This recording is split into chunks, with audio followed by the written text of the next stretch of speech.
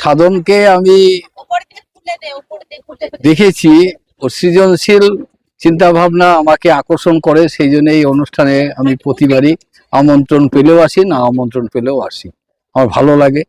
আর এই যে স্কুলের ছাত্র ছাত্রীরা যে অন্য স্কুলের তুলনায় একটা বিশেষত্ব এদের মধ্যে রয়েছে, শরীর চর্চা, যেটা সুস্থ, মানে মনই পারে সুস্থ কিছু চিন্তা করতে, সেই জন্য শরীর চর্চা বিশেষ মানে প্রয়োজন, সেই চিন্তা ভাবনা এই প্রতিষ্ঠানের আছে।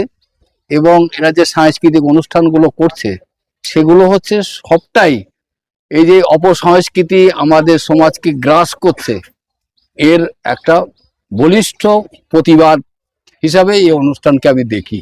এরা সুস্থ সংস্কৃতির পক্ষে বলিষ্ঠতার সঙ্গেই এদের বিভিন্ন রকম যে আবৃত্তি, নাচ, গান যেগুলো করে সবই সুস্থ সংস্কৃতির পক্ষে।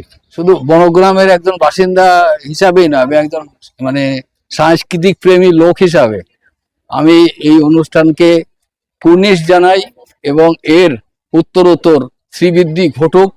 এরা পাড়া ছেড়ে, মানে অঞ্চল অঞ্চল ছেড়ে, ব্লক ব্লক ছেড়ে সারা নদিয়া জেলা এবং সারা দেশে এর ব্যাপ্তি ঘটুক, এই প্রার্থনা আমি করি।